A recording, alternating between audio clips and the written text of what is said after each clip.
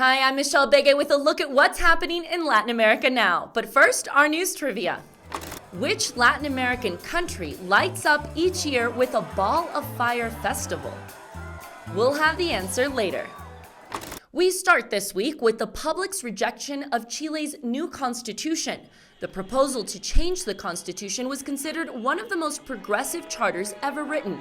It would have legalized abortion, adopted universal health care, and increased environmental protection and the rights of the indigenous.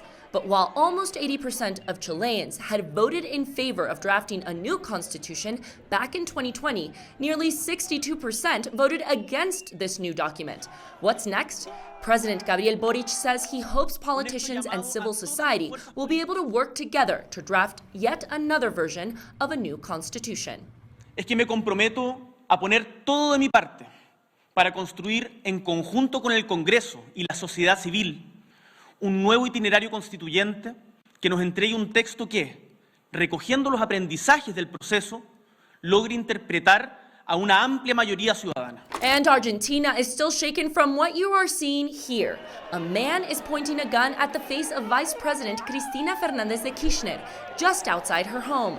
The official report says that it was a real gun and that it was loaded, but the gun failed to discharge. The country is already deeply divided politically and in the middle of an economic crisis. A massive mobilization effort has been set in motion to support Cristina Fernández. The assault comes as Fernández de Kirchner faces charges of corruption. Prosecutors are seeking a sentence of up to 12 years in prison. Police have arrested a 35-year-old Brazilian national identified as Fernando Andrés Sabac Montiel for what is being called an assassination attempt. Este hecho es de una enorme gravedad. Es el más grave que ha sucedido desde que hemos recuperado nuestra democracia. The United Nations Refugee Agency says Venezuela's refugee crisis has ballooned to 6.8 million people since 2015. According to their data, as of August 30th, the number of Ukrainians displaced by the Russia-Ukraine crisis is more than 7 million. While the numbers of refugees are almost the same, advocacy groups say the international funds allocated for aid have been given more quickly to the European crisis. Meanwhile, Ecuador has begun a year-long process to legalize the stay of thousands of Venezuelan migrants who lack visas. The number of Venezuelans fleeing the economic and political turmoil in their country only continues to increase, with little aid coming in. Now let's take a look at what stories we're following for next week. Mexico's lower house of Congress has passed a new bill. It gives the country's army control of the civilian-led National Guard. The controversial move is a bit of a reversal for leftist President Andrés Manuel López Obrador. He promised to loosen the military's control over public security. There is fear this new legislation could unconstitutionally tighten the military's grip over law and order.